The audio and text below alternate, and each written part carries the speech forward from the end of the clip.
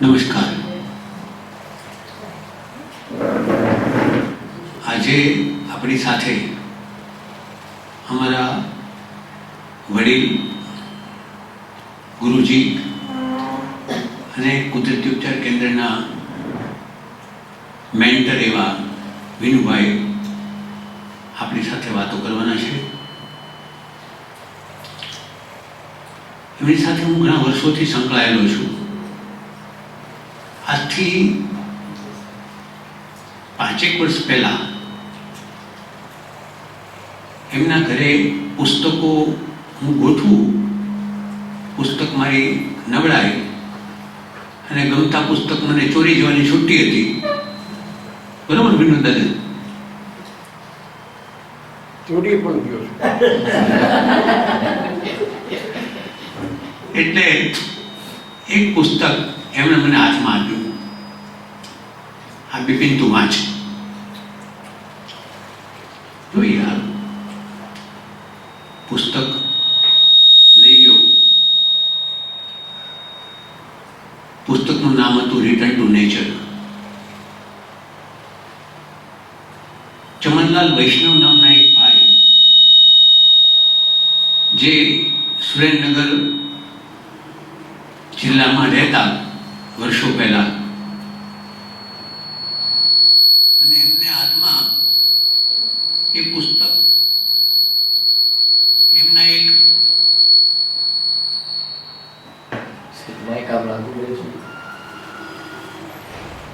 એક ચિકિત્સક મિત્ર એમના હાથમાં આપ્યું.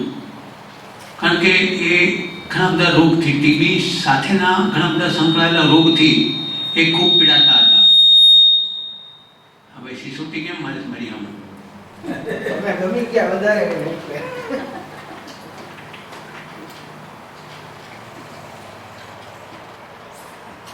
હેલો હેલો હેલો હેલો ચાલો ચાલો. એ રોગ એમને મટે નહીં. તેમના ઘણા બધા ચિકિત્સક ડૉક્ટર મિત્રોએ ઘણા બધા પ્રયોગો કર્યા એમની પર, અને એ દરમિયાન કોઈક એમને કીધું કે તમે ગોરખપુર વયા જાઓ. એટલે ચમક્યા. ગોરખપુર કેમ જવાનું છે? ત્યાં એક સરસ મજાનું કેન્દ્ર વિઠ્ઠલદાસ મોદી ચલાવે છે.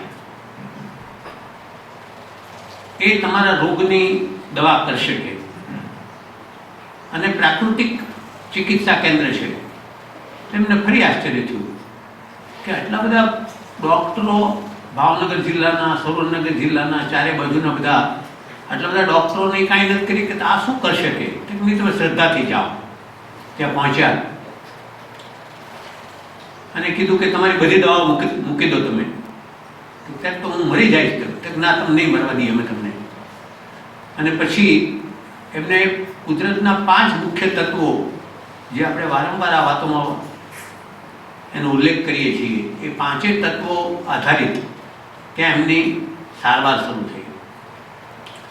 એમને એવો ખોરાક ત્યાં આપવામાં આવ્યો, અને ધીરે ધીરે લગભગ 1.25 મહિનામાં એ સંપૂર્ણ રીતે ટીબીમાંથી મુક્ત થયા. એ સમય દરમિયાન ત્યાંના જે મુખ્ય ચિકિત્સક વિઠ્ઠલદાસ મોદી, જેમના સંતાનો અત્યારે કેન્દ્ર ચલાવે ગોરખપુરમાં, એક પુસ્તક એમને વાંચવા આપ્યું હતું. એ આ રિટર્ન ટુ નેચર, જે મને વિનુભાઈએ આપ્યું. એનું ગુજરાતીકરણ ઘણા વર્ષો પહેલાં એમણે કર્યું હતું. 4-5 દિવસ મેં એ પુસ્તક વાંચ્યું અને મને ખૂબ ગમ્યું અને ખૂબ લાગ્યું કે આ તો બહુ સરસ વાત છે. પહેલેથી જ તે ઘરની અંદર કેટલીક એવી પ્રવૃત્તિઓ થતી કે જેને કારણે કુદરતમય જીવન જીવવાની કુટુંબમાં ટેવ પડેલી. અને પછી વિનુભાઈને મેં કીધું કે વિનુભાઈ, આ તો બહુ સરસ વાત છે, આવું આપણે કેન્દ્ર કેમ ન થાય? વિનુભાઈ કે હું કેટલાય વખતથી આ માટે માથાકૂટ કરું છું કે 1-2 વખત તો દરબાર પાસેથી લીધેલી જમીને પાછી આપી દીધી, પણ આનું કોઈ અંજળ આવતું નથી કે. અને એ સમય દરમિયાન આ કેમ્પસની કેટલીક વ્યવસ્થાઓ માટે અમારે મિટિંગો થતી, અને મિટિંગમાં એક વખત અમે વાત કરી કે ભાઈ આ કેન્દ્ર ખરેખર અહીંયા જો કરવામાં આવે તો જે પ્રકારનું કેન્દ્ર અમારા વડીલ મિત્રને ઈચ્છા છે કરવાની, એ ભરપૂર 5 તત્વો આમનામ પડ્યા છે અહીંયા આગળ. અને આ બિલ્ડિંગનો ઉપયોગ, આ જગ્યાનો ઉપયોગ માત્ર ને માત્ર 9 થી 6 દરમિયાન જ થાય છે, જેમાં 5 તત્વોનો ઉપયોગ તો કંઈ થતો જ નથી. અને એમ વિચારધારા આગળ ચાલી અને 2000ની અંદર 30મી જાન્યુઆરીએ ગાંધી નિર્વાણ દિનના નિમિત્તે વડીલ મિત્ર જે આજે આપણી સાથે વાત કરવાના છે એમના હાથે આ કેન્દ્રનું શુભ મુહૂર્ત થયું, શુભારંભ થયો. વિનુભાઈ એ મિત્ર આજે છેલ્લા 11-12 વર્ષથી સંપૂર્ણ રીતે સ્વાસ્થ્ય જીવન જીવે છે. પહેલાં તો જીવતા હતા તે 11-12 વર્ષ માટે એટલા માટે કહું છું કે એમના પત્નીનું અવસાન થયા પછી સામાન્ય રીતે માણસ વિચારે કે બાળકો પાસે રહેવા જઈએ અથવા તો બાળકો અહીંયા સાથે આવીને રહે. એમણે એના બંને દીકરાઓને કીધું હતું કે ભાઈ તમે તમારી જીવન જે કંઈ વ્યવસ્થા છે તમે જીવો અને મને મારી જીવન વ્યવસ્થા મને મારી રીતે જીવવા દો. રાત્રે 1 કલાક મારી પાસે બેસવા આવજો અને મને 3 ટાઈમ કે 2 ટાઈમ જે તમારે મને હું કંઈક કહું એ પ્રમાણે ખોરાક પહોંચાડજો, એટલે જીવન જીવ્યા કરશું. એમ એ પોતાની દિનચર્યા સરસ રીતે પસાર કરે છે. કેવી દિનચર્યા પસાર કરે છે એ જ વાત કરશે આપણી પ્રશ્નોત્તરીમાં. એમને મેં કીધું હતું કે કેન્દ્ર તમે શરૂ કરાવ્યું, પણ જે તમારા વિચારો છે કે કુદરતી ઉપચાર એટલે શું, એનું શું શું મહત્ત્વ છે, એ બધી વાતો આજે મહાશિબિર આપણે શરૂ કર્યો છે એમાં જો આવીને કરો તો અમને ગમશે. એટલે એ વાતને માન આપીને આજે આવે છે અહીંયા આગળ વિનુભાઈને હું વિનંતી કરું કે આવો ને આ શ્રોતાજનોને સાથે વાત કરો. વિનુભાઈ.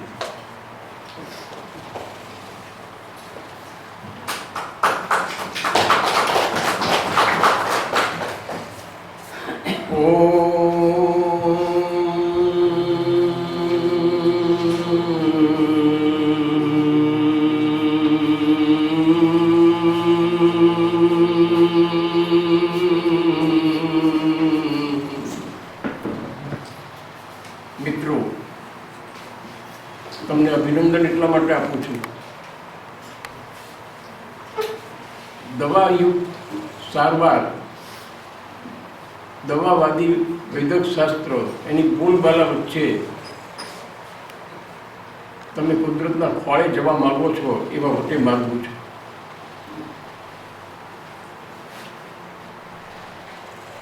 મને હમણાં મારી દીકરી સાથે છે, પૂછતી બોલશો એ મને અત્યારે ખબર નથી, રિક્ષાવાળાને ખબર હશે કદાચ. આ ખુશી બેઠો ત્યાં સુધી હજી મને ખબર નથી હું શું બોલવાનો છું.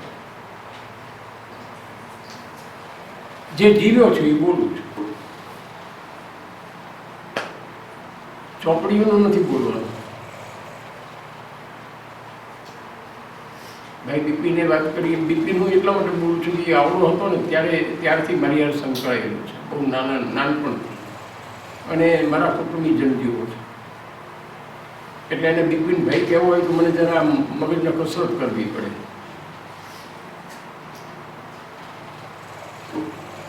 કુદરત એટલે શું કોઈ વિચાર્યું જ કોઈ? ઈશ્વર એટલે શું એ બધાએ વિચાર્યું છે. સાહિત્યકારો લખે છે મા પ્રકૃતિ. આપણે બધા કુદરત કુદરત બોલીએ છીએ, ક્યારથી શરૂ થઈ અને ક્યાં સુધી ચાલશે એ કોઈને કલ્પના પણ નથી, આજના વિજ્ઞાનીઓને પણ નથી. બ્રહ્માંડનો તાગ હજી લઈ શકાતો નથી. તમે છાપાઓ વાંચતા હશો, નવી નવી સૂર્યમાળાઓ હજી પણ શોધાય છે. તો કુદરત એટલે તમે પોતે, તમે કુદરતનો અંશ છો. આ શરીર કુદરતને બનાવતા એકાદ બે લાખ નહીં, એકાદ બે મિલિયન નહીં, કરોડો વર્ષ લાગ્યા છે. આવી મહાશક્તિમાન કુદરતને માનવ શરીર બનાવતા કરોડો વર્ષ લાગ્યા છે. તો આ શરીરની કેટલી તાકાત હશે? તમારા શરીરમાં સાધારણ રીતે કેટલા અબજ કોષ છે, કેટલા કરોડ એમ નથી બોલતો, કેટલા અબજ કોષનું આ શરીર બનેલું છે. એક કોષ, એની ઉપરની રૂંવાટી ડેન્ડ્રાઇટ્સ કે છે, એનું કવચ, એની અંદરનો રસ અને બીજક મેટાકોન્ડ્રિયા. એક કોષને ખબર છે કે મારે શું કરવાનું છે, મારું અસ્તિત્વ શેના માટે છે, એ દરેક કોષને ખબર છે, આપણને ખબર નથી. તમે અહીંયા જેટલા દિવસ ગાળશો એમાં તમને કુદરતની નજીક વધારે એટલા માટે જશો કે કુદરતને તમે સમજવા માંગશો. કુદરતને ભજવાની નથી, કુદરતને પૂજવાની પણ નથી, કુદરતને સમજવાની છે, એની સાથે તાલ મિલાવવાનો છે. કોઈક વાર પહોંચીને તમે રાત્રે જાગી જાઓ, તમને તરત જ એમ થશે હું કેમ જાગી ગયો, ખબર તો પડી નથી. આ પશુ પંખીને કોઈ દી એવું નથી થતું, એ બરાબર સવારે જ જાગે. મને અને તમને અથવા આપણા પાલતુ પશુ પંખીઓને રોગ થાય છે. જંગલમાં રહેતા પશુ પંખીને કોઈ રોગ થતા જ નથી, કારણ કે કુદરતમાં છે, કુદરતમય છે. એડોલ્ફ જ્યુસ્ટે રિટર્ન ટુ નેચર જ્યારે લખ્યું ત્યારે સમાંતર અમેરિકામાં રિચાર્ડ ગ્રેગ અને આર્થર મોર્ગન સમાજશાસ્ત્રીઓ હતા. આજે એ વાતને લગભગ 150 વર્ષ થયા. એમણે ચેતતા હતા કે તમે ખોટા રસ્તે જાઓ છો, કુદરતથી જેટલા છેટા જાઓ છો એટલા તમે દુઃખી થશો. તમે આજે જોઈ શકો છો કે અત્યારે જેટલા રોગચાળા છે એટલા કોઈ દી નહોતા. અત્યારે જેટલું પ્રદૂષણ છે એટલું કોઈ દી નહોતું. આ ગલત રસ્તાનું પરિણામ છે. કુદરતે જ્યારે આપણને ઘડ્યા અને બનાવ્યા ત્યારે શરીરને બરાબર કેળવ્યું છે. આપણા શરીરમાં ફાર્મસી છે. લીવર એ જીવતી ફાર્મસી છે. પણ એનર્જી કોણ આપે છે? અખિલ બ્રહ્માંડમાં ચેતના પુંજના જબરજસ્ત હિમાલય જેવડા ગરબા હોય છે, અને એ પ્રવાહો વહેતા વહેતા વહેતા અને એની ગતિ કેટલી છે એ માપી શકાય એવું નથી. વિશ્વમાં ક્યાંય શૂન્યાવકાશ નથી. સમસ્ત બ્રહ્માંડ અને બ્રહ્માંડનો અંશ એવો વિશ્વ ચેતનાથી સભર છે. એ ચેતના આપણને એનર્જી આપે છે. કોણ ઝીલે છે એ ચેતના? તમારામાંથી કોઈ જવાબ આપશો? ચેતના આખા શરીરમાં કોણ ઝીલે છે એ કહી શકશો કોઈ?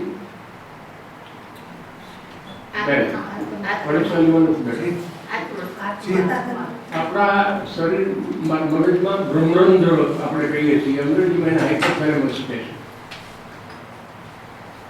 હાઇપોથેલેમસની નીચે પિનિયલ અને પિટ્યુટરી ગ્રંથિઓ છે. આખા શરીરનું જે કંઈ સંચાલન થાય છે એ આ 3 વસ્તુઓ કરે છે. આખા શરીરમાં 5 વાયુઓ છે. એક ઉર્જા શરૂ કરી લેવા, પછી પૂરી કરી હમણાં બીજા વાયુ. 5 વાયુઓ છે. એક વાયુ અને વાયુના પોતા નથી પડતા. એક્સરેમાં કંઈ ખબર નથી પડતી હતી.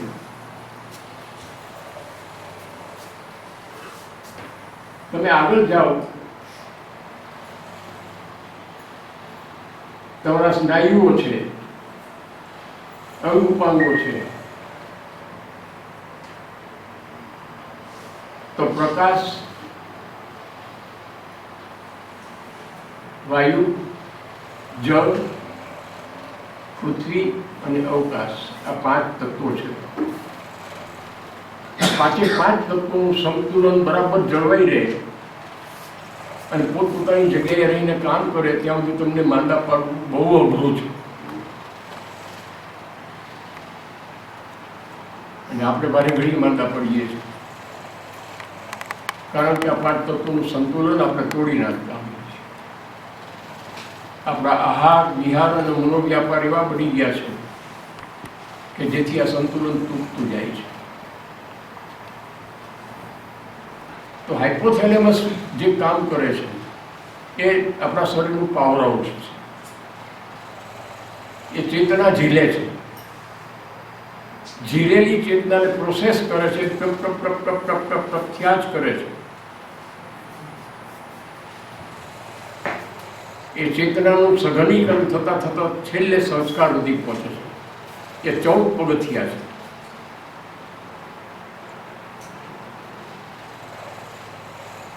આ કોઈ ચોપડીમાં તમને વાંચવા નહીં મળે.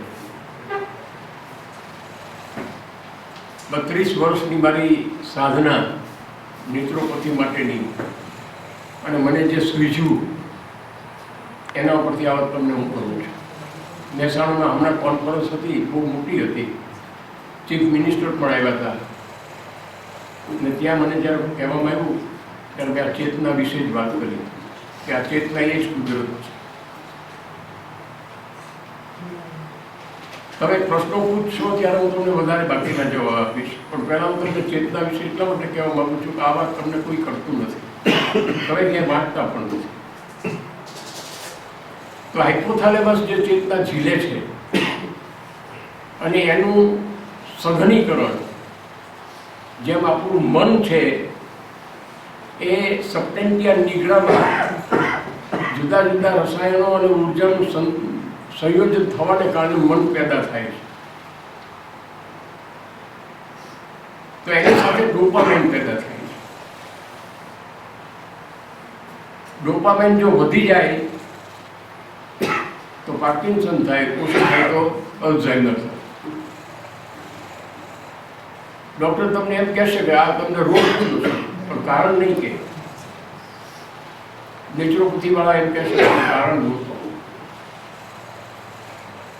તમામ વૈદિક શાસ્ત્રો, કોઈની ટીકા કરવા નથી માંગતો, પણ મારે તમને એમ કહેવું જોઈએ મેં મારા શરીરમાં કેન્સર પેદા કર્યું, અને અહીંયા બેન કલ્પના હાજર છે, પંકજ, ડૉક્ટર જેવી સુપલ અને મહેતા, 3 ડૉક્ટરોની જાણમાં એમની મંજૂરીથી મેં પ્રોસ્ટેટનું કેન્સર પેદા કર્યું. મને 2.5 વર્ષ લાગ્યા પેદા કરતા. એના લક્ષણો વિશે જાણી લીધું, એનું બધું જાણી લીધું. જેવી મને ખ્યાલ આવ્યો કે હા શરૂ થયું છે એટલે મેં એનું ઓપરેશન નહીં કરાવીને 12 વર્ષ પહેલાં. 12 વર્ષ પહેલાં કેન્સરનો દર્દી તમારી સામે આજે ઊભો છે.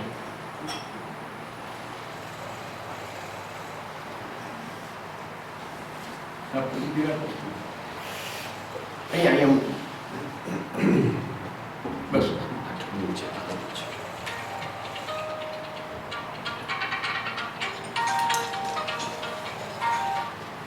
કેન્સરથી હું બીતો નથી, બીયો પણ નહોતો,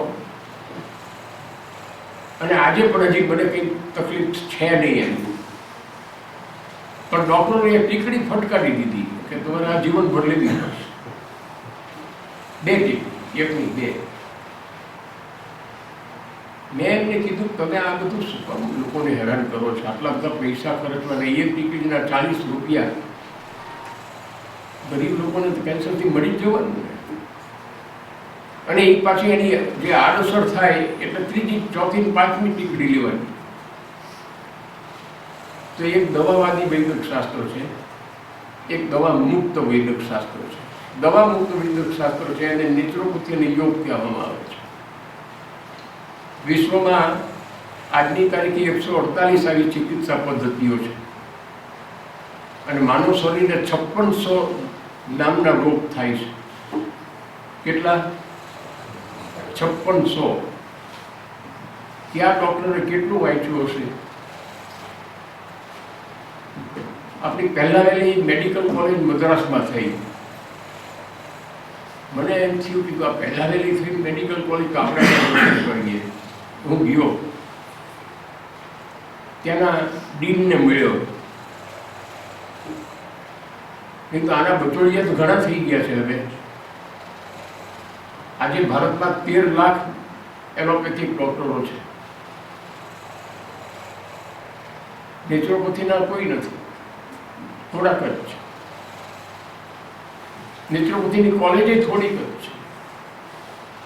કારણ કે શાહીવાદી સલ્તનતને આરોગ્યની ગુલામી અહીંયા પેદા કરવાની હતી. આર્થિક ગુલામી તો ખરી જ, રાજકીય ગુલામી તો ખરી જ, માનસિક ગુલામી શિક્ષણ દ્વારા મેકોલોએ કરી. આરોગ્યની ગુલામી પેદા કરવાની હતી, એ એલોપેથીએ કરી. આપણે કંઈક થાય એટલે તરત ડૉક્ટર પાસે દોડી ટીકડાગીરી શરૂ કરી દઈએ. શરીરને માફક આવતું નથી. તમે તમારી ચેતનાને જો બરાબર રીતે સમજો અને એની સાથેની તમે બરાબરની વિધિ અને પ્રક્રિયા બરાબર અનુસરો, સાહેબ માંદા પડવું બહુ અઘરું છે, ખરેખર અઘરું છે. કંઈક ગૂંચળા વાળવા પડે, મગજના કંઈક તોફાન કરવા પડે, કંઈક આડું ખાવું પડે, માંદા પડી શકાય. અને છતાં આપણે ડગલે ને પગલે ફટ કરતા માંદા પડી જઈએ. આપણે જમણા થઈ ગયા છે. મિત્રો, વર્ષોથી મને તાવ શું છે એની ખબર નથી, બીપી શું છે એ ખબર નથી, માથું દુખતું નથી, કોઈ તકલીફ નથી શરીરમાં. 96 વર્ષ થયા છે, પૂરો અનુભવ છે, રોગનો અનુભવ નથી. એટલે તમે પ્રશ્નો પૂછો ત્યારે મને રોગ વિશે પૂછશો, કારણ હું એમાં બુદ્ધું છું. પણ મારે તમને વાત એ કરવી છે કે તમારા શરીરમાં રોગ કેમ ન થઈ શકે, અને એ માટે નેચરોપેથી અને યોગ એ અક્ષીર ઉપાય છે. તો હાઇપોથેલેમસની વાત લીધી છે એટલે પૂરી કરી દઉં, પછી આગળ વધવું. જેવી ચેતના તમે ઝીલી એ પછી સ્પંદનથી શરૂઆત થાય છે. સ્પંદન પછી સ્ફૂર્ણા, સ્ફૂર્ણા પછી ભાવ, ભાવ પછી મન, મન પછી અનુભૂતિ, અનુભૂતિ પછી માન્યતા, અનુભૂતિ, માન્યતા અને વિચાર, આ 3 તમે સીધી લીટીમાં મૂકો. એના પછીના 7 તબક્કા બહુ વિચારવા જેવા છે. જો અનુભૂતિથી તમારી ચેતના અટકી જશે તો તમે જનૂની થઈ જશો.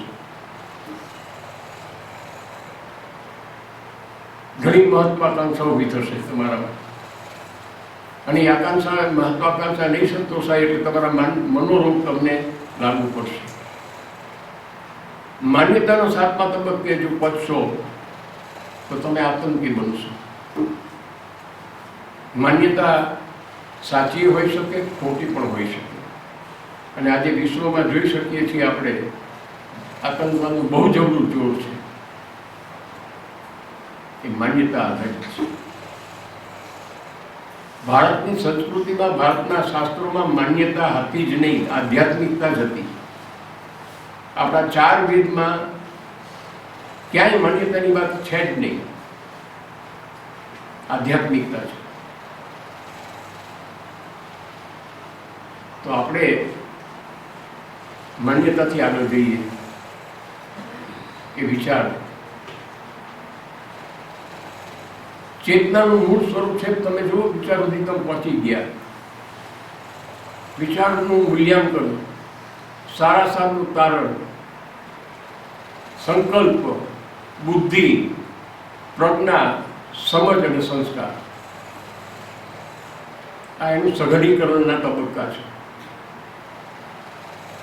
એવું કરવાને બદલે, અને એવું કરતા હતા આપણા ઋષિ મુનિઓ, કોઈ સાધનો વિના, કોઈ ઉપકરણો વિના, વિશ્વનું કેટલું બધું જ્ઞાન ધરાવતા હતા કે આ 14 તબક્કા બરાબર ઋષિઓ જાણતા હતા. વરાહમિહિરે બૃહદ સંહિતામાં ખૂબ વિસ્તૃત વિગત જણાવી છે. એક સામાન્ય વાત, બહેનો બેઠા છે એટલે હું જરાય સંકોચ વિના કહીશ તમને. આપણો પોતાનો પેશાબ ઉત્તમ દવા છે, ઉત્તમ દવા છે. કોણ જાણે છે? કયો ડૉક્ટર તમને કહેશે? કારણ કે એના અભ્યાસક્રમમાં નથી. એના અભ્યાસક્રમમાં કેમિકલ્સ છે. શરીરે પોતે પેદા કરેલી વસ્તુ એમાં નથી. હું લાંબુ શિવમું પણ અત્યારે એના ઉપર બોલવા નથી આવ્યો એટલે નહીં કહું. પણ પેશાબ કેવી રીતે પેદા થાય છે અને એમાં કયા તત્વો અને સત્વ છે એના ઉપર વાઘભટ્ટે અષ્ટાંગ હૃદયમાં જબરજસ્ત માહિતી આપી છે. અરે ઇવન ઇલીચે અંગ્રેજીમાં પણ આર્મસ્ટ્રોંગે પોતે ત્યાર પછી અનુભવ કર્યો છે, પણ એ પહેલાં તો આ બધાએ ખૂબ એના પ્રયોગો કર્યા છે. આપણે ત્યાં રામજીભાઈએ 57માં આર્મસ્ટ્રોંગના પુસ્તકનું ભાષાંતર કર્યું. મોરારજીભાઈએ વાંચ્યું. મોરારજીભાઈ મારા ઘરે આવ્યા ત્યારે મેં કીધું, કાકા તમે, હું બહુ નજીક હતો એમની, જેમ અત્યારે બિપિન મારી હારે છે હું એમની હારે હતો. કાકા તમે બહુ વિરાટ છો, આ સેવાઓની બાબતમાં હું તમારાથી સિનિયર છું. એમ કે કેમ? મેં તમે 58માં શરૂ કર્યું, મેં 56માં શરૂ કર્યું. મેં આર્મસ્ટ્રોંગની 43માં છપાયેલી ચોપડી વાંચી છે, તમે 57માં છપાયેલી ચોપડી વાંચી છે. મિત્રો, આપણા શરીરમાં જબરજસ્ત તાકાત છે. એ તાકાતને આપણે ઉજાગર કરવાની છે. એમ નામની ચરોકથી છે. તો શરીરે પોતે જે તૈયાર કરેલા તત્વો અને સત્વ છે એનો ઉપયોગ કરવો એ નેચરોપેથી. બહારનું કોઈ તત્વની જરૂર નથી.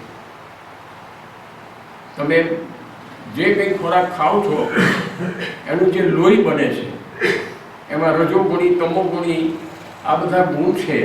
એ પ્રમાણે તમારા વિચારો ઘડાય છે, એ પ્રમાણે તમારા હાવભાવ વર્તન બને છે.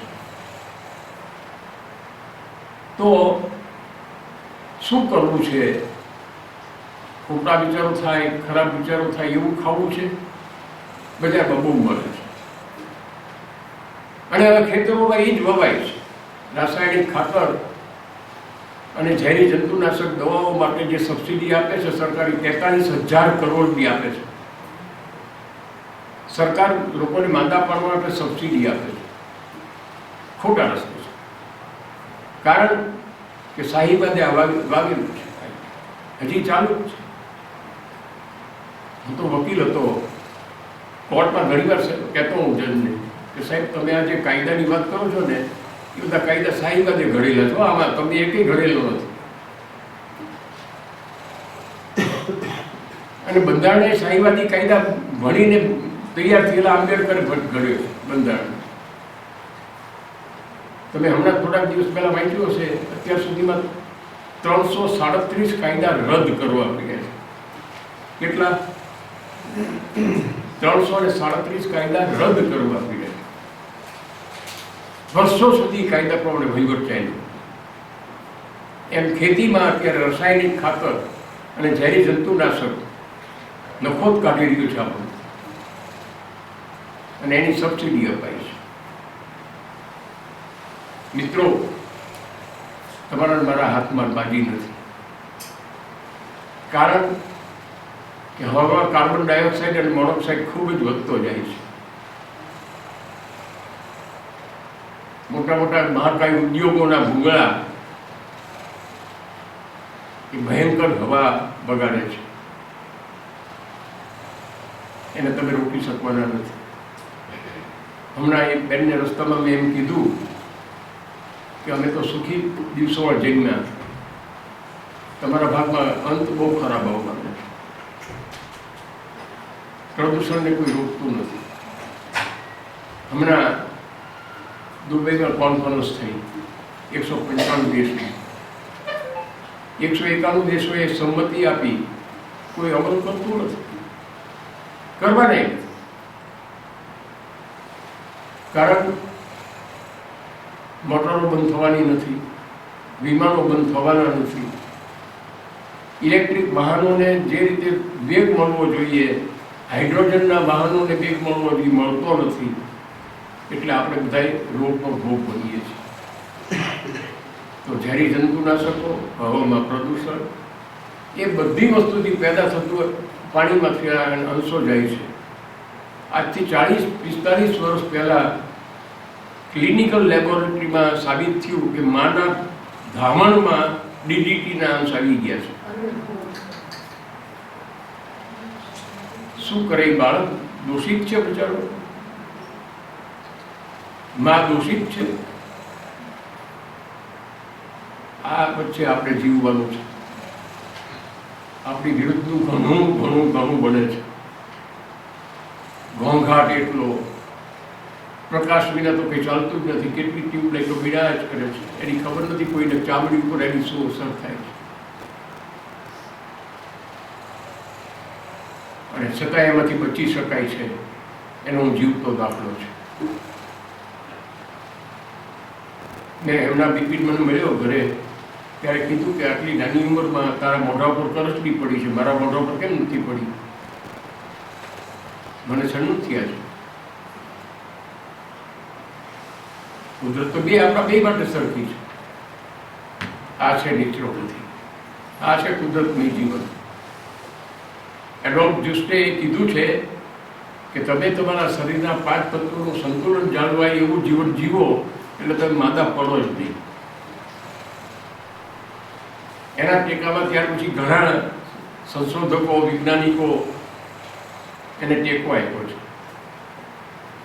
પણ આપણે એ માટે જઈ શકતા નથી, કારણ કે આપણું માહોલ, આપણું વ્યવસ્થા તંત્ર અને માળખું એ બધું જ એનાથી વિપરીત છે. અમે આ કેન્દ્ર શરૂ કર્યું ત્યારે અમારા મનમાં આ ભાવ હતો કે જે લોકોને સાજા રહેવું છે, તંદુરસ્તી માણવી છે, એવા થોડાક લોકોને તો આપણે ઉપયોગી થઈ શકશું ને. અમે દરિયો વાળવા જ નહીં ગયા. અમે જાણીએ છીએ નોર્વે કા ખાપોચ્યું છે, હજી તળાવે નથી. પણ જેટલા સમજણા લોકો છે, જેને સાજા રહેવું છે અને તંદુરસ્તી માણવી છે, એ લોકો આ કેન્દ્રનો લાભ લે છે અને લેશે. અલબત્ત હજી આ કેન્દ્ર ફૂલ પ્લેટ નથી. શું ઘટે છે એવું તમને છેલ્લે કહીશ. અમારે શું કરવું છે એ કહીશ તમને. મિત્રો, શરીરના 5 વાયુઓ ઉદાન, પ્રાણ, સમાન, અપાન અને શરીર આખાના જ્ઞાન, આ 5 વાયુનું સંતુલન જળવાય ને તોય તમને ઘણી રાહત રહે. મારે ત્યાં અમદાવાદથી 3 પ્રોફેસર આવ્યા હિંચકો શીખવા. શું આવ્યા? હિંચકો કેવી રીતે ખાવો એ શીખવા. ખાટ ઉપર બેસીને હિંચકો ખાવાનો છે, સાવ સાદી વાત છે. એ ખાટ ઉપર 20 મિનિટ તમે હું કોઈ પ્રમાણે હિંચકો ખાઓ એટલે તમારા 5 વાયુઓ સરખા થઈ જ જાય. અમારો 20 વર્ષનો અનુભવ છે, અમારું સંશોધન પણ છે. તમે રોજ 55 મિનિટ તાળી પાડો. અહીંયા પાણી ભરાવો.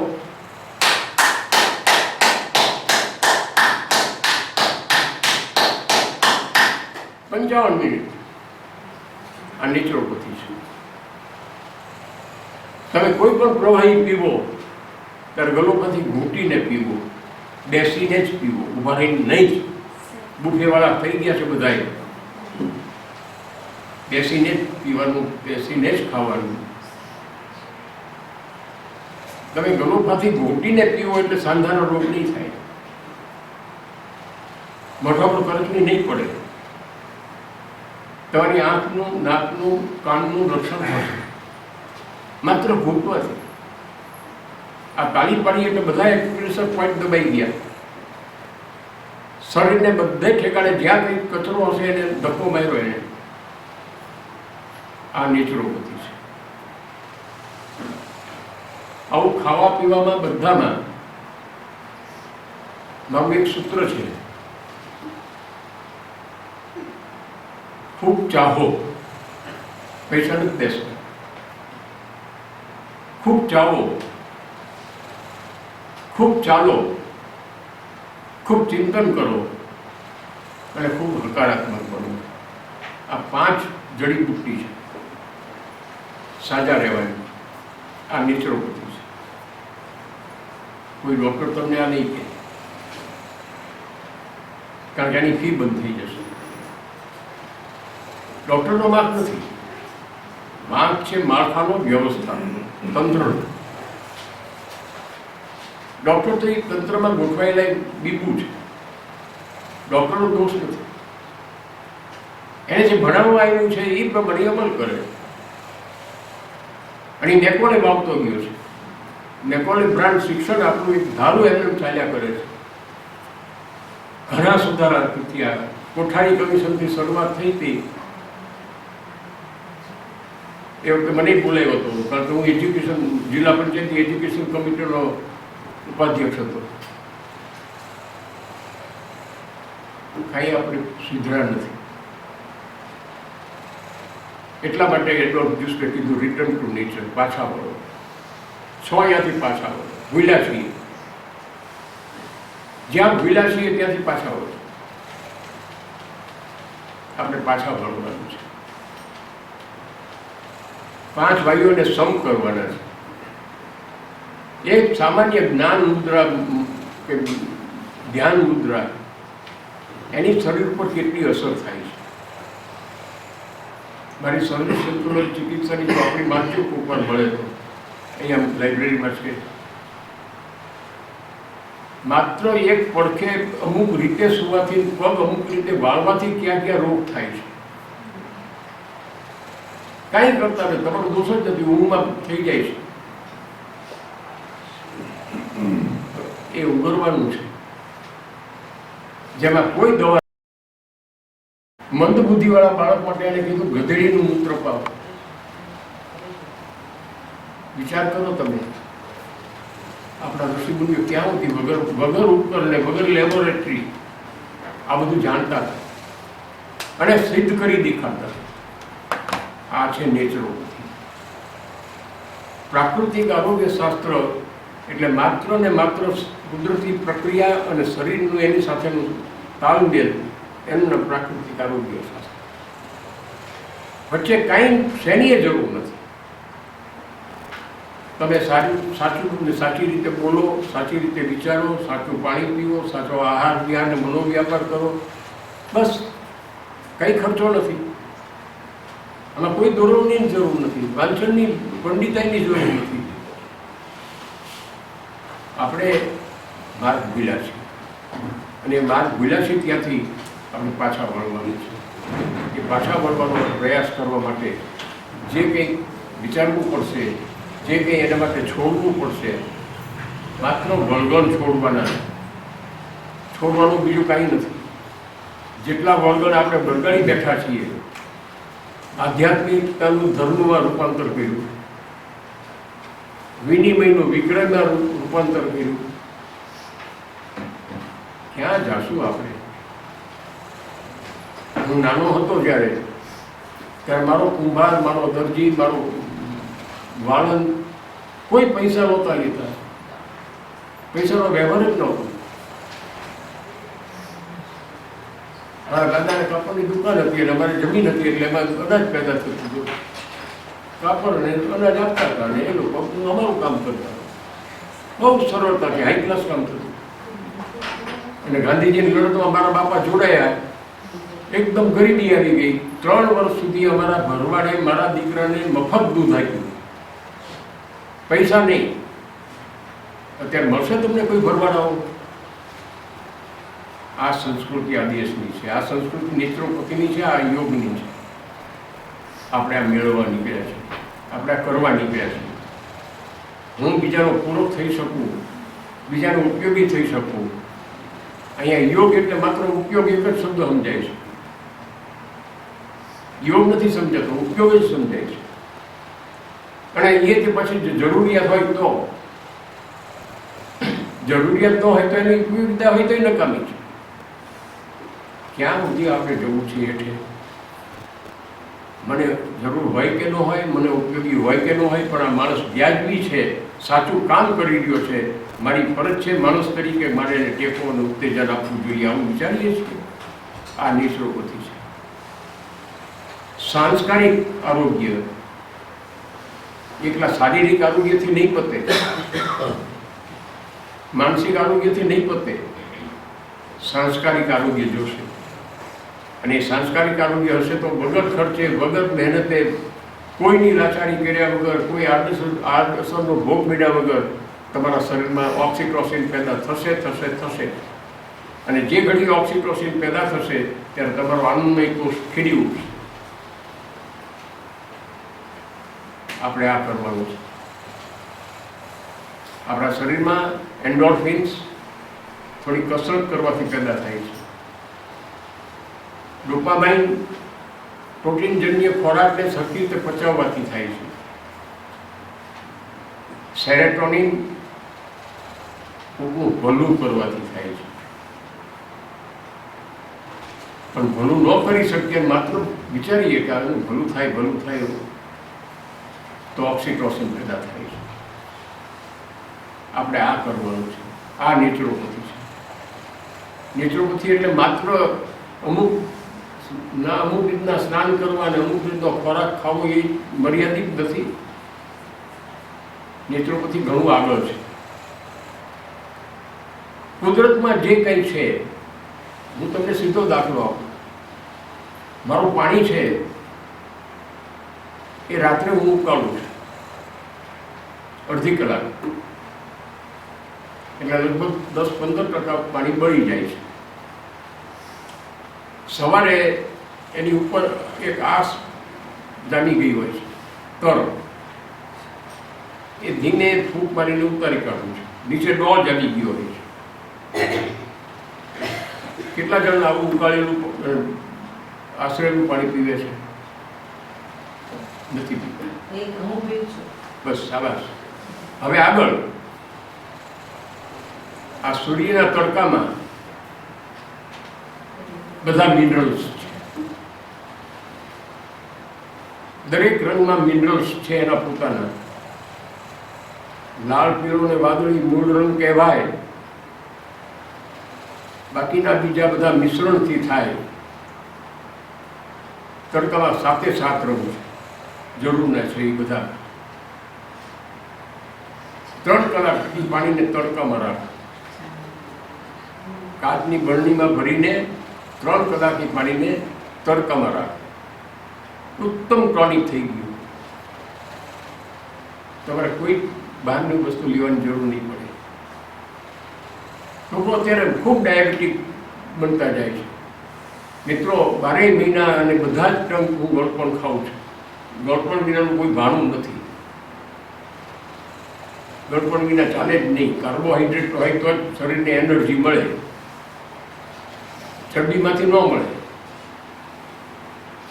પ્રોટીનમાંથી વૃદ્ધિ થાય, પણ કાર્બોહાઈડ્રેટથી તમારી એનર્જી મળે. તો ગળપણ વિના ન ચાલે. કોઈ ડાયાબિટીક પેશન્ટ 80 વર્ષનો થતો નથી.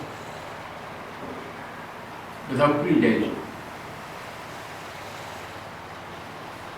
નેચરોપથીમાં તાકાત છે. મારા દીકરા પાસે હમણાં એક વિડીયો આવ્યો છે. એમાં નાની ઉંમર 5 જણા દેખાડ્યા છે. નાનો છે 126 વર્ષનો છે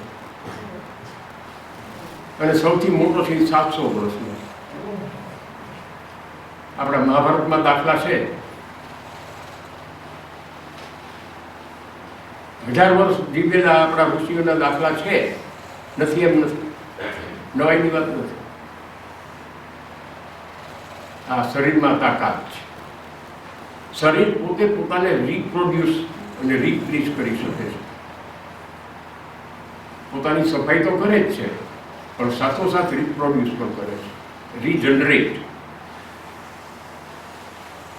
એ તાકાતને આપણે જો બરાબર કાર્યાન્વિત કરવી હોય તો નેચરોપેથીની યોગ એક જ સાચો ઉપાય છે. આ કેમિકલ્સવાળી દવાઓ એનો ઉપાય નથી. શરીરને ચાબુક મારવું હોય તો દવાઓને ઇન્જેક્શન લેવાના છે. ઘોડાને દોડાવવા માટે ચાબુક મારવા પડે છે, પણ એક એક જગ્યાએ જો ચાબુક વાગ્યા કરે ત્યાં ઘારવું પડે છે, અને એ ઘારવું પડે એમાં જીવડા પડે, પછી ઘોડો નકામો થઈ જાય છે. આપણે એ ઘોડા જેવા નથી થવું. આપણે શરીરને ચાબુક માર્યા કરવું નથી, આપણે ઘારું પડવા દેવું નથી. દવા અને ઇન્જેક્શન એક પછી એક શરૂ કરો, પછી હાયર ડોઝ જવું પડે છે. અને જેટલા હાયર ડોઝ એટલી આડઅસર વધારે. હાઇડ્રોજેનિક ડિઝીઝીસ એનું એક પુસ્તક લખાણું છે, દવાજન્ય રોગો. એનું ગુજરાતી છે દવાજન્ય રોગો. દવાથી આટલા રોગ થાય છે. વિચાર કરો તમે, દવા મટાડવા માટે છે, એના બદલે રોગ કરે. એક પણ માણસ એમ નહીં કહ્યું કે મેં આ નેચરોપેથીની યોગ કર્યું એના કારણે મારા શરીરમાં આ આડઅસર થઈને મને આ રોગ થયો. માટે નેચરોપેથી, માટે પ્રાકૃતિક આરોગ્ય શાસ્ત્ર. આપણે આ પ્રાકૃતિક આરોગ્ય શાસ્ત્રને જેટલા અંશે સ્વીકારીએ, અપનાવીએ અને જીવનમાં કાર્યાન્વિત કરીએ એટલા અંશે આપણી તંદુરસ્તી, તન મન ધન બધા અર્થમાં આપણે સુખી થઈએ. હું ઘણા લોકોને કહું છું કે મારા કરતાં બુદ્ધિમાન માણસો મળશે, મારા કરતાં ધનવાન વધારે મળશે, મારા કરતાં મળવાનીથી વધારે મળશે, પણ મારા જેટલો સુખી ગોતવો હોય તો મહેનત કરવી પડશે. નેચરોપેથીએ મને સુખી કર્યો છે. માટે હું તમને એટલી અપીલ કરું છું, વિનંતી કરું છું, પ્રાર્થના કરું છું કે નેચરોપેથીની યોગ તમારા જીવનમાં તમે બરાબર સ્વીકારો, અપનાવો, ઉતારો અને કાર્યાન્વિત કરો તો જ સુખ મળશે. આપણે સુખી થવું છે, ખુશી નથી થવું. આપણે ખુશી થવા જ મહેનત કરીએ છીએ. આપણે સુખી થવાની મહેનત કરવાની જરૂર છે. અને સુખી થવા માટે નેચરોપેથીની યોગ એ અક્ષીર સચોટ ઉપાય છે. એ તરફ આપણે વળીએ અને એમાં જેટલો આપણી દિલચસ્પી, જેટલું આપણો નિષ્ઠા, જેટલો આપણો લગાવ, એની આપણને વધારે લાભ મળશે. કરવા ખાતર નહીં કરજો, વિધિ ખાતર નહીં કરજો. તમે તમારા પોતાનું સારું કલ્યાણ ઈચ્છો છો માટે કરો છો. અને કલ્યાણ હાંસલ કરવું હોય તો નેચરોપેથીને યોગ અપનાવ્યા વિના છૂટકો નથી. દિવસો બહુ ખરાબ આવી રહ્યા છે. કુદરત રૂઠી છે. માણસ પાછો વળી શકે એમ નથી. દિવસે દિવસે પ્રદૂષણ વધતું જાય છે. દિવસે દિવસે કુદરતનો કોપ અને કુદરતી આફતો વધતી જાય છે. રોગચાળા વધતા જાય છે. આપણે ઉગરવું છે, બચવું છે, શાંતિથી સુખેથી જીવવું છે તો આ નેચરોપેથીની યોગ એ તમારા હાથવગો ઉપાય છે, વગર ખર્ચાનો ઉપાય છે અથવા ઓછા ખર્ચાનો ઉપાય છે. છેલ્લે ફણગાવેલા અનાજ, કેટલા જણ ફણગાવેલા અનાજ ખાય છે? બહુ સરસ, ધન્યવાદ. તમને સારી એવી સંખ્યા છે. ફણગાવેલો રજકો કોઈ ખાય છે? એક જ, બે. ફણગાવેલા રજકામાં ખૂબ જ તાકાત છે, ખૂબ જ તાકાત છે, ઘોડા જેવી. એમાં તમારા ખોરાકમાં સુપાચ્ય પ્રોટીનમાં 3.5 ગણો વધારો થઈ જાય છે. અને પ્રોટીનથી શરીરનું બંધારણ થાય છે, શરીરની મજબૂતાઈ આવે છે. આપણે એનો અનુભવ કરવો જોઈએ. ચાલો એ દરમિયાન શું થાય છે? ચાવવાથી મોઢામાં લાળ ગ્રંથિ છે, એમાંથી એનિલોપ્સિન અને ટાઇલિન 2 પાચક રસો ઝરે છે. એ ટાઇલિન તમામ કાર્બોહાઈડ્રેટને પચાવવા માટે પૂરતા છે. હોજરીમાં માત્ર લાઇપેસ ને એ જ બધા થાય છે, પચાવે છે, પણ કાર્બોહાઈડ્રેટને પચાવતા નથી. માટે ડાયાબિટીસ થાય છે. જે લોકોને ડાયાબિટીસની બચવું હોય એ ખૂબ ચાવે, બને ત્યાં સુધી જેટલું ચવાય એટલું ચાવે, પ્રભાવી થઈ જાય ત્યાં સુધી ચાવે તો એને ડાયાબિટીસ નહીં થાય. સાચી રીતે બેસો, સાચી રીતે જુઓ. ભાઈ પગ ચડાવીને બેઠા છે. મોટાભાગના બધાને કાળા કપડાં જોયા છે મેં, રંગીન કાળા કપડાં. આ ગરમ દેશમાં હાલતું હશે આ કપડાં. તો રેસાના કપડાં પહેરો એટલે પરસેવો ચૂસે નહીં, ચામડી અમથી હેરાન થાય. આપણે બધાય ખોટા રસ્તે જઈ રહ્યા છીએ. ત્યાંથી પાછા વળવાનું છે. આ એડોલ્ટ જ્યુસનું તમને એલાન છે. આપણે પાછા વળીએ. એટલે ગાંધીજી આવીને પહેલું કામ એ પેલું ચડકો તકલી હાથમાં લીધી. આ બધાને કેવી રીતે બચાવશું, કોને સમજાવશું? તકલી રેતીઓ, પછી 6 ત્રાકનો ચરખો, એક પછી એક પ્રગતિ એમાંય થતી ગઈ. તમે ખાદીના કપડાં પહેરો, સફેદ રંગના કપડાં પહેરો, તમને પ્રકાશનો પૂરો લાભ મળે, હવાનો પૂરો લાભ મળે. સૂર્ય અને પૃથ્વીમાંથી ટેલી પાવર નીકળે છે. જેમ સૂર્યનો પ્રકાશ કે ચંદ્રનો પ્રકાશ છે, એમ પૃથ્વીનો પણ પ્રકાશ છે. એને ટેલુરિક પાવર કહે છે. અને ટેલુરિક પાવર જે પ્રમાણે જે પ્રવાહમાં નીકળે છે એ પ્રમાણે ભૂતકાળના ચોઘડિયા ઘડાયા છે. આ વાત હું નથી કહેતો, એક ફ્રેન્ચ વિજ્ઞાની કહે છે. અને એને લેચ એન્ટેના વડે હિમાલયમાં રખડીને આ શોધ કરી કે આ દેશમાં જે ચોઘડિયાનું વિજ્ઞાન છે એ આ ટેલુરિક પાવરને આધારિત છે. આપણે તો બધા નાદીમાં હાલવાનું બેસવા કહેવાય ગયા, ઊભું રસોડું, ઊભું સંડાસ, પરોઠી વાળીને બેસવાનું જ નહીં. પછી ની રિપ્લેસમેન્ટ આવે, સાંધાના દુખાવા આવે, વાત મૂકી દો એટલા રોગ ઊભા થાય. આમાંથી આપણે પાછા વળવાનું છે. પાછા એટલા માટે વળવાનું છે કે આપણે બચવું છે, આપણે સુખેથી જીવવું છે. અને સુખેથી જીવવા માટે નિચળોપથીને યોગ. તમે સવારમાં ઉઠો છો ત્યારે કોઈ પથારી કસરત કરો છો તમારામાંથી? કોઈ એક જણો હોય તો હાથ ઊંચો કરો, નહીં કરતો. મેં રાજકોટમાં 600 માણસની મતમાં આ પ્રશ્ન પૂછ્યો હતો. પથારી કસરત કોઈ કરો છો ઉઠતા પહેલા? 8 મિનિટની છે પકડ, 8 મિનિટમાં પૂરી થઈ જાય છે. આપણે નથી કરતા. પ્રાણાયામ કરો છો તો થોડાક બ્રેક તૈયાર થયા, ઘા હવે પ્રાણાયામ તો કરી. ક્યાં ભસ્ત્રિકા, કપાલભાતિ, અનુલોમ વિલોમ, ભ્રામરી, ક્યાં પ્રાણાયામ કરો છો? તો કે આ બાબા રામદેવે શીખડાવ્યા. તો મને બાબા રામદેવને જઈને પૂછો કે તમે જે કીધું છે એ સાચા કપાલભાતિ અને સાચા ભસ્ત્રિકા છે? આપણા ઋષિ મુનિઓએ જે પદ્ધતિ કીધી છે, હઠયોગ, આપણા પહેલા પતંજલિના અષ્ટાંગ યોગ પહેલા હઠયોગ અમલમાં હતો, ત્યારથી એ તો ચાલે છે. એટલાથી 4000 વર્ષ પહેલા ભારતમાં પ્રાણાયામનો પ્રયોગ થયા છે. નવું નથી શીખવાનું, વારસામાં મળ્યું છે. પણ આપણે આવું કંઈ કરતા નથી. મિત્રો, જે ઘડીએ તમે કુદરતી ઉપચારના એક પછી એક પર્યાય સ્વીકારતા થાવ અને થોડોક જ સમય આપવો પડશે.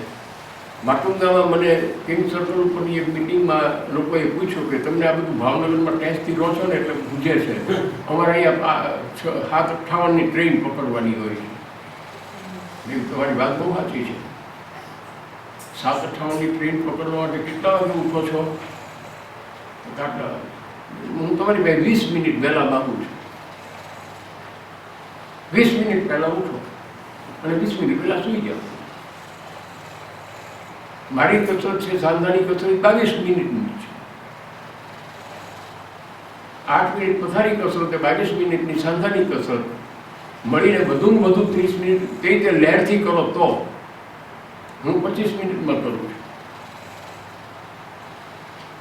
આ કરવાનું છે.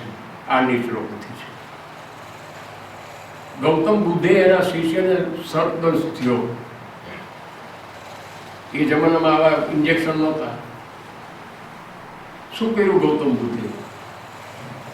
એક ખાડો ખોદ્યો, રગડું બનાવ્યું અને ઉતાર્યો એના શિષ્યને એમાં. આટલું ટોપું બહાર રાખ્યું, 12 કલાક રાખ્યો એમાં ખાડામાં, એ રબડામાં. ઝેર ઉતરી ગયું. આ ગૌતમ બુદ્ધનો લેખિત દાખલો છે. આ દેશમાં આપણા સંતોએ, આપણા ઋષિ મુનિઓએ આપણને ઘણું વિજ્ઞાન આપ્યું છે. આ નેચરોપેથી છે. નેચરોપેથી શબ્દ પોતે આમ તો સાચો નથી, હું એનો વિરોધી છું. પુરોલી કાંજનમાં મેં બહુ ઝાઝા શબ્દોમાં એની મીમાંસા કરેલી. સાચો શબ્દ છે પ્રાકૃતિક આરોગ્ય શાસ્ત્ર. પ્રાકૃતિક આરોગ્ય શાસ્ત્ર એ કુદરત સાથે સીધું સંકળાયેલું. પથી તો હોમિયોપેથી, એલોપેથી વગેરે વગેરે જે પથી છે એ પથીનો શબ્દ અવસ્તો આવ્યો છે.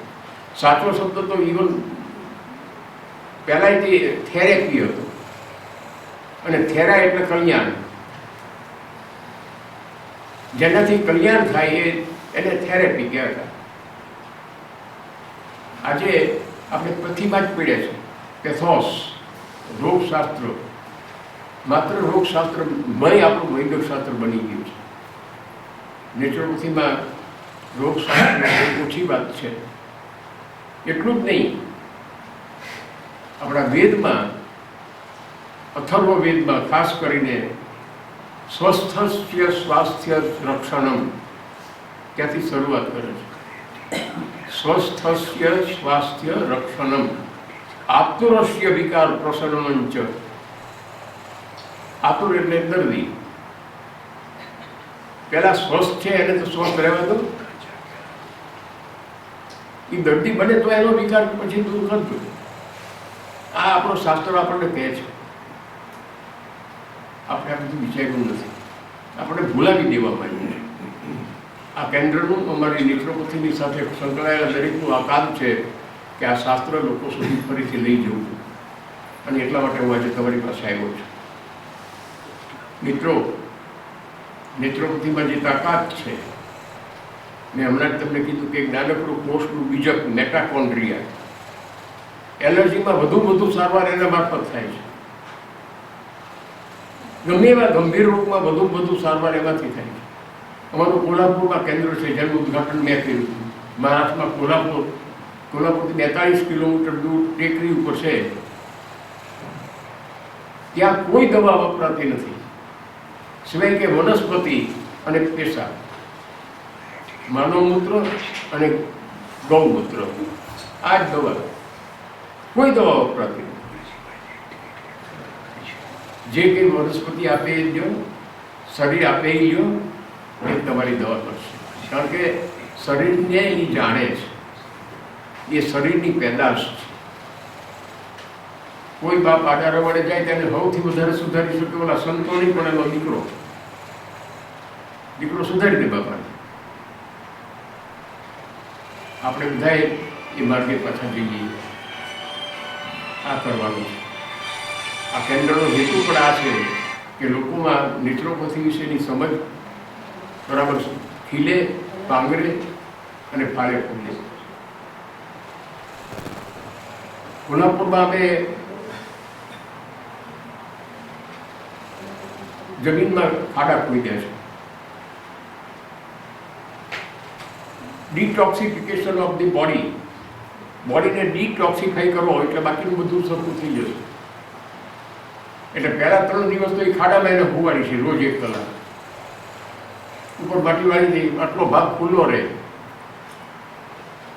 અને માટી બધું એનું વિજાતીય દ્રવ્યો બધા ખેંચી લે. માટીમાં તાકાત છે. આ માટી છે. શરીર માટીનું બનેલું છે. પંચતત્વમાં શરીરમાં માટી છે.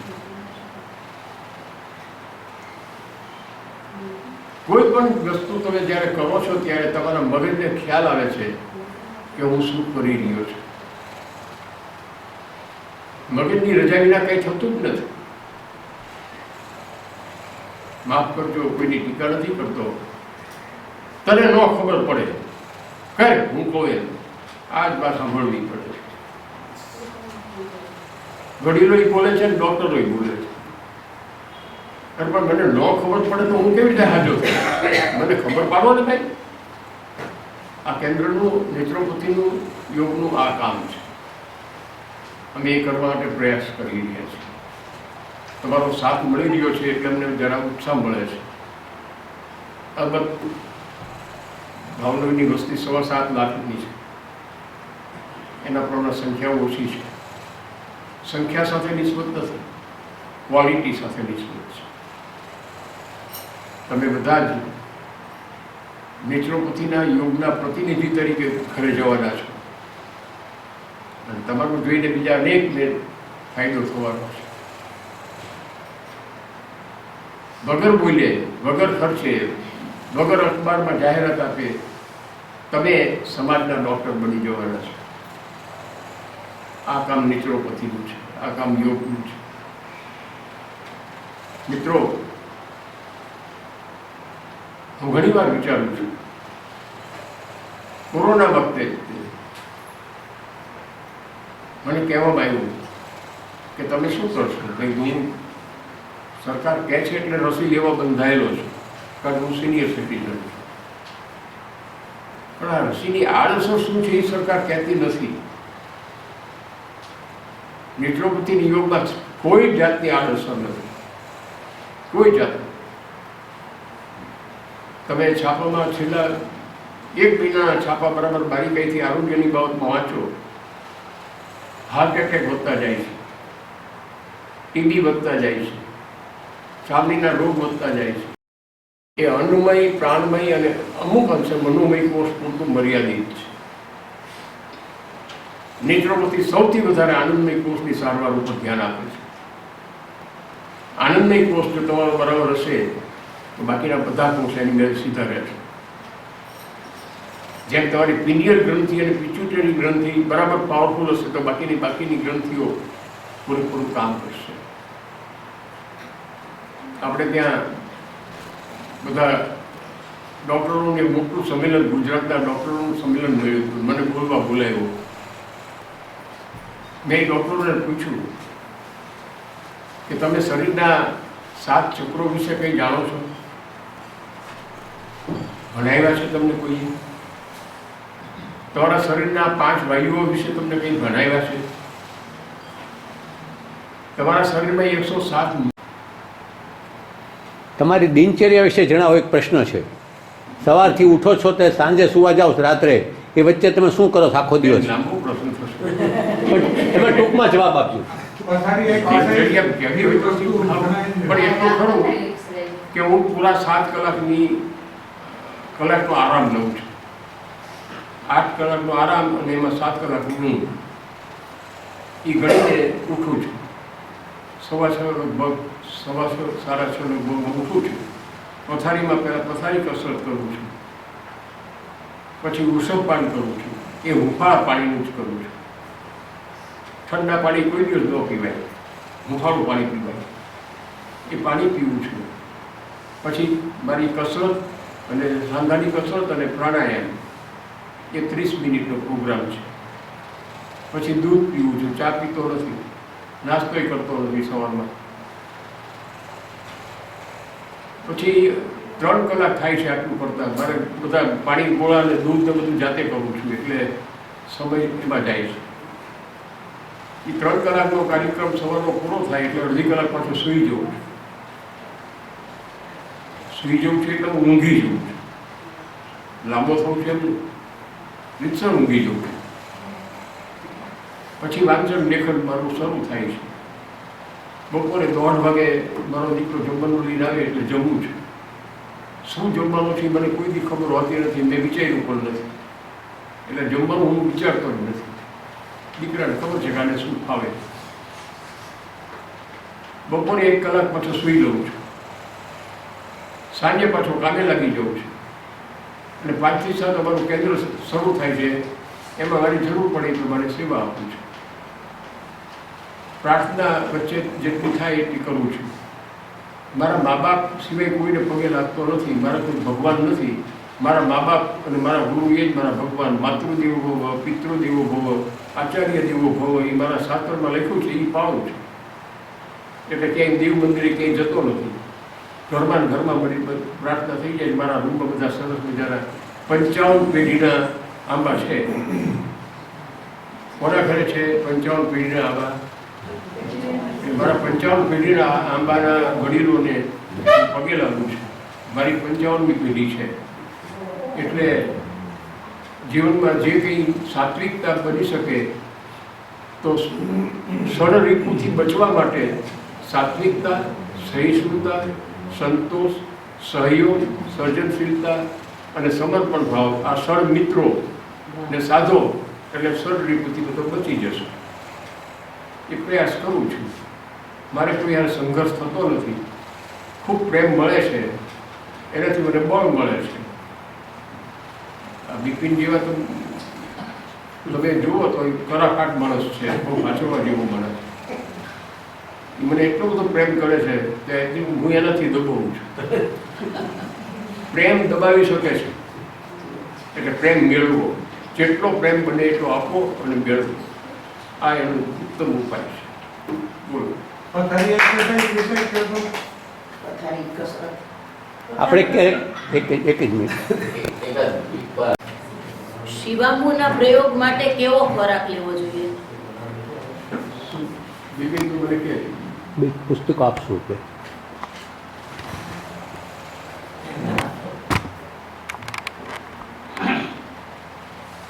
શું છે પ્રશ્ન? શું પ્રશ્ન છે? શિવાંબુના પ્રયોગ માટે કેવો ખોરાક લેવો જોઈએ? તમારે જો દવા લેતા હોય તો એન્ટીબાયોટિક્સ અને સલ્ફર ડ્રગ્સ બંધ કરવા. જે લોકો એન્ટીબાયોટિક્સ અને સલ્ફર ડ્રગ્સ લેતા હોય એને શિવાંબુનો પ્રયોગ ન કરવો. સવારના શિવાંબુમાં મેલાટોનિન વધારે હોય છે. મેલાટોનિન પિનિયલ ગ્રંથિમાંથી સ્તવે છે અને મેલાટોનિન આખા શરીરની સ્ફૂર્તિ, આપણી તાકાત જે કંઈ છે એ મેલાટોનિન છે. જ્યારે એનું શોધાયું પહેલું ઇન્જેક્શન ત્યારે 6.25 લાખ રૂપિયા હતા. અત્યારે એ 55,000 રૂપિયા છે એક ઇન્જેક્શન.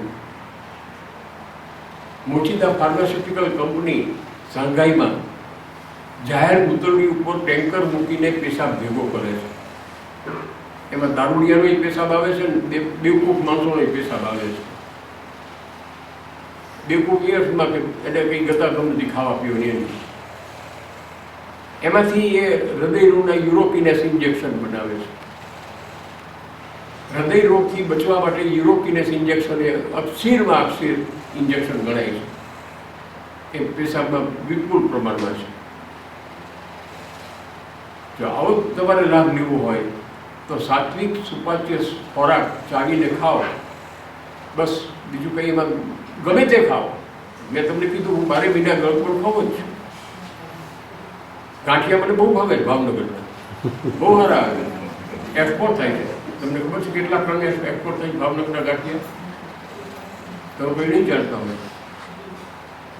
12 ટન ગાંઠિયા એક્સપોર્ટ થાય છે. આટલા બધા વખણાય છે. શું કામ? એ જ માણસ બોમ્બેમાં ગયો, ગાંઠિયા ન બને. એને બસ હારે સેટલમેન્ટ કરવું પડ્યું અમારા જેવાની સલાહ લઈને. રોજ ભાવનગરનું પાણી મંગાવે. એ ભાવનગરના પાણીથી લોટ બાંધે તો જ એ ગાંઠિયા ભાવનગરી ગાંઠિયા બને.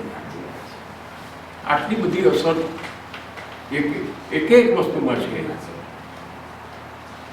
લાંબુ જાજુ ન બોલવું, પણ તમને અનુભવ છે એટલે કહી દઉં કે ગાંઠિયા પોતે ખરાબ નથી, પણ 3 વખતથી વધુ વપરાયેલા તેલમાં તળાય છે માટે ગાંઠિયા ખરાબ છે. પછી એ આપણને ખબર નથી હોતી. આમ તો એક જ વખત કહેવાય, એક જ વખત તળો. હે, એક જ વખત તળો તમે, બીજી વખત તળો નહીં. ના, 3 વખત સુધી વાંધો નથી. અને એ તે સારું તેલ હોય તો. અત્યારે મોટાભાગનું બધું ભેળસેળિયું તેલ આવે છે અને એ તેલ વપરાય છે. પણ એની વે બહારનું ખાવાનું ટાળો. બધું જ ભેળસેળવાળું આવે છે. એટલું જ નહીં, ડબ્બાબંધ કોઈ પણ વસ્તુ ખાવાની ટેવ ન રાખો, કારણ કે એમાં પ્રિઝર્વેટિવ્સ નાખવા જ પડે. અને પ્રિઝર્વેટિવ્સ એટલે કેમિકલ્સ. એ કેમિકલ્સ શરીરને બહુ નુકસાન કરે છે. એટલે એવું ખાવાનું ટાળો. જેટલું બની શકે એટલું શરીરને માફક હોય એ શરીરની પ્રકૃતિ ઉપર છે. બેન, સામાન્ય જવાબ નથી એનો. કોઈની વાયુ પ્રકૃતિ છે, કોઈની પિત્ત પ્રકૃતિ છે, કોઈની કફ પ્રકૃતિ છે, કોઈ આધેડ છે, કોઈ વૃદ્ધ છે, કોઈ બાળક છે, કોઈ યુવાન છે. એનું સામાન્ય વાત નહીં કરાય, પણ એટલી વાત ચોક્કસ કરાશે કે તમે એ ખોરાકને સુપાચ્ય બનાવો, અને સુપાચ્ય બનાવવા માટે જેટલું બની શકે એટલું બાફો, શેકોમાં. આપણે વધારે પડતા આગની અને એમાંય આપણે નોન સ્ટિક તવા વાપરીએ છીએ. પેલા વાસણ ઉટકવા માટે પેલા મારી પાસે રાખ વાપરતી, અત્યારે તમે કેમિકલ પાવડર વાપરો છો.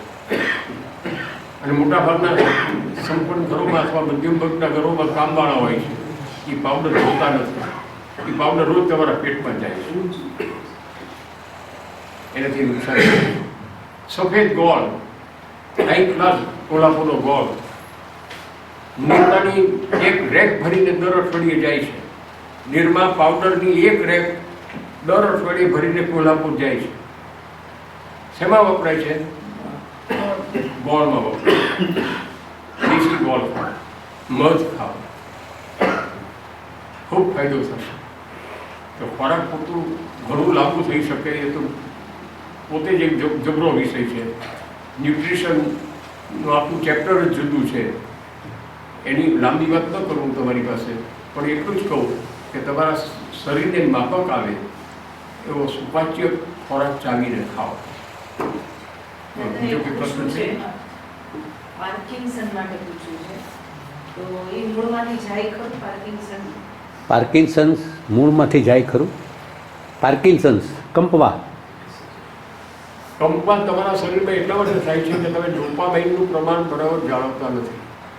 વધારે પડતો પ્રોટીનવાળો ખોરાક લ્યો છો તમે એટલે ક્રિએટિનિન થાય છે. એટલે ક્રિએટિનિન થયા પછી એ આગળ જતાં ડોપામાઇનનું પ્રમાણ વધી જાય છે, એટલે શરીરમાં કંપવા આવે છે.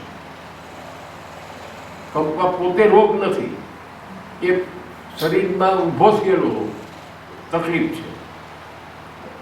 રોગ, ડિસીઝ જેને અંગ્રેજીમાં કહે છે, ડિસઓર્ડર એ જુદી વસ્તુ છે. એ ડિસઓર્ડર આપણે પેદા કરીએ છીએ. પીએફ પૈફરે હ્યુમન બ્રેઇન નામની એક સરસ ચોપડી લખી છે, ક્યાંકથી મળે તો વાંચજો, બહુ વાંચવા જેવી છે. હું બિપિનને ખાસ કહું છું, પીએફ પૈફરની એ ચોપડી વાંચવા જેવી છે. એમાં એને 78 પ્રકારના ગાન પણ દર્શાવ્યા છે. 78 પ્રકારના ગાનપણ એટલે ડિસઓર્ડર. ગાનપણ એટલે મેડનેસ નહીં. ગાનપણમાં પણ મેનિયા, ફોબિયા, ડેમેન્શિયા જુદા જુદા પ્રકાર છે. આપણે એની વાત અત્યારે નથી કરતા. પાર્કિન્સનને દૂર રાખવો હોય તો તમારા શરીરમાં તમે બેલેન્સ કરો બાકીની વસ્તુઓનું. શરીરને 7 વસ્તુઓની જરૂર છે: ચરબી, કાર્બોહાઈડ્રેટ, પ્રોટીન, રેસા, પાણી, એનર્જી, અને એનું જે ઓરિજિનલ તત્વો હોય એ 7 તત્વો શરીરને મળે એવી રીતનો ખોરાક હશે તમારો તો વાંધો નહીં આવે.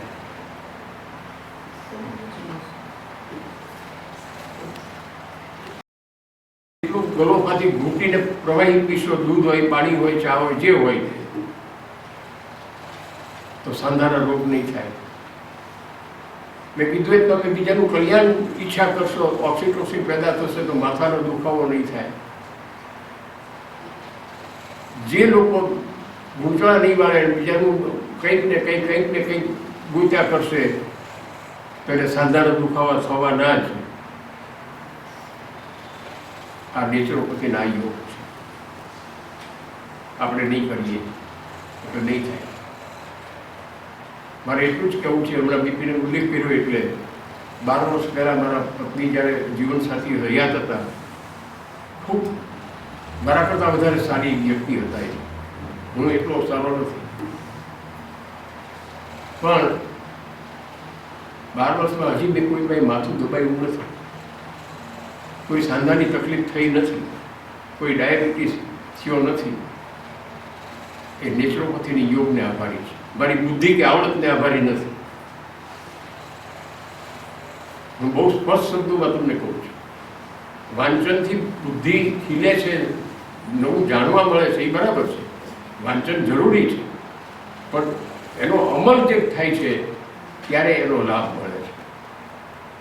માત્ર જ્ઞાન મળે એ પૂરતું નથી. એ જ્ઞાનને કાર્યાન્વિત કરવાનું છે, અને કાર્યાન્વિત કરવા માટે નેચરોપેથીની યોગનો માર્ગ અતિ ઉત્તમ માર્ગ છે. આ રીતે તમે જો એક વખત શરૂ કરશો તમારા જીવનમાં, તમે પોતાને તો ઉપયોગી થશો જ, બાકીના બીજા લોકોને પણ તમે દ્રષ્ટાંત બનશો. હમણાં અમદાવાદમાં અમારી જનરલ બોર્ડની મિટિંગ હતી. મારે એટલું જ કહેવું પડ્યું પ્રમુખ સ્થાનેથી કે તમારામાંથી નેચરોપેથીનું પાલન કરનારા કેટલા? માફ કરજો, કોઈની ટીકા નથી કરતો, હું નિરાશ થઈ ગયો. જે લોકો વર્ષોથી મારી સાથે છે, જે લોકો વર્ષોથી મહામંડળના સભ્ય છે, એ પણ નેચરોપેથીનું પૂરું પાલન નથી કરતા. તમે શું દોષ આપવાનો? કાંઈ ગુમાવવાનું નથી, સમજવાનું છે. દોરવાનું નથી, દબાવવાનું નથી, સમજવાનું છે. અને એકવાર સમજી લીધું તો સમજની વિરુદ્ધ તમે કાંઈ જ નહીં કરી શકો. અમે જ્યારે શરીર સંતુલન ચિકિત્સાની શિબિરો અહીંયા ગોઠવતા હતા ત્યારે ઘણા લોકો કહે ઊંઘમાં આવું થઈ જાય તો અમે શું કરીએ?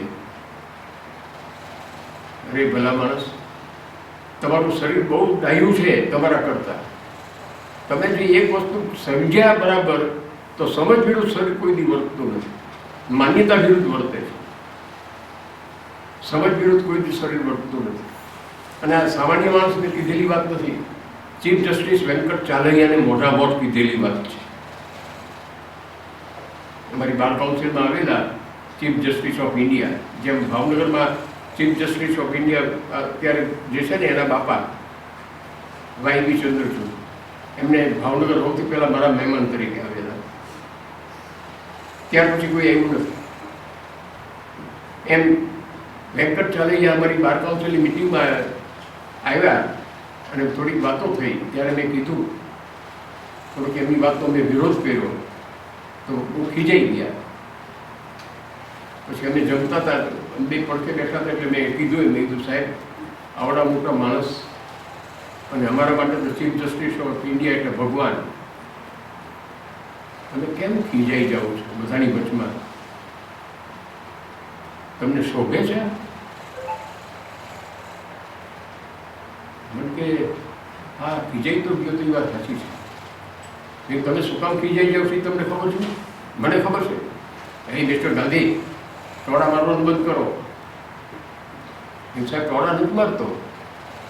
હેમચંદ્ર સૂરીએ લખ્યું છે, પાટણમાં એની યુનિવર્સિટી છે, સામુદ્રિક વિદ્યાનું આખું મોટું જબરું દળદાર પુસ્તક એને લખ્યું છે. એ વાંચ્યું છે અને અનુભવ્યું છે, એના ઉપર તમને પૂછું છું તો કે તમે શું કહો છો? મેં તમારી આ જ્ઞાન છે ને જરાક આ બાજુ વળેલી છે, એટલે તમે સુવો છો ત્યારે આવી રીતે સુવો છો ને પગ આમ રાખો છો. મિસ્ટર ગાંધી, તમે મને કોઈ દી રૂતેલો જોયો છે? એ જોવાની જરૂર નહીં, તમારી જ્ઞાન કહે છે. એ તમારી આંખ સારી હતી, બધું જોઈ શકતો હતો. અત્યારે નથી જોઈ શકતો. અત્યારે હું તમને મળું તો ઓળખી ન શકું, કારણ કે હું તમારું અડધું જ મોટું જોઈ શકું. મિત્રો, નેચરોપેથીની યોગમાં આ બધી તાકાત છે. આપણા મુનિઓએ, આપણા સંતોએ, આપણા સંશોધકોએ અત્યારના વિજ્ઞાન કરતાં બહુ જ ઊંડું સચોટ વિજ્ઞાન આપણને ભાષામાં આપ્યું છે. આપણે જાણતા નથી, વાંચતા નથી, એના વિશે કોઈ પ્રયોગ કરતા નથી, માટે આપણે કેટલાક રોગનો ભોગ બનીએ છીએ. હું તમને બધાને એ વિનંતી કરું છું, કોઈક વાર ક્યાંકથી તક મળે તો વરામિહિરનું બૃહદ સંહિતા, વાઘભટ્ટનું અષ્ટાંગ હૃદય, આવા બધા પુસ્તકો જરા વાંચજો, એના વિશે જાણજો. તમને બહુ મજા આવશે, બહુ જાણવાનું મળશે. અને તમને કહી દઉં કે મારા કરતાં તમે બધા ખૂબ સારી રીતે જીવી શકશો, સારી રીતે માણી શકશો જીવનને, એવી મારી ઈચ્છા છે. એટલા માટે આ તમને કહું છું, કોઈ સલાહ નથી આપતો. મારો અનુભવ તમારી પાસે મૂકવા ઊભો થયો છું. અને નેત્રોપથીની વાતમાં જે મને વિશ્વાસ બેઠો છે એના કારણો કહું છું, ત્યારે હું તમને એટલી વિનંતી કરું છું કે આવા પુસ્તકોનું વાંચન પણ જરૂરી છે અને એવા પુસ્તકો વાંચીને આપણે આપણા જીવનમાં થોડાક પ્રયોગો કરશું. મને ખાતરી છે કે માંદા પડવું અઘરું છે, સાજા રહેવું સહેલું છે. સાજા રહેવા માટે કુદરત મદદ કરે છે, માંદા પડવા માટે આપણે મહેનત કરીએ છીએ. આપણે એ મહેનત કરવાનું બંધ કરીએ, કુદરતના આશીર્વાદથી આપણે સાજા રહીએ. તમે સૌ મારા કરતાં વધારે તંદુરસ્ત રહો, વધારે સ્વસ્થ દીર્ઘાયુ પામો એવી કુદરત પ્રત્યે મારી પ્રાર્થના. આભાર.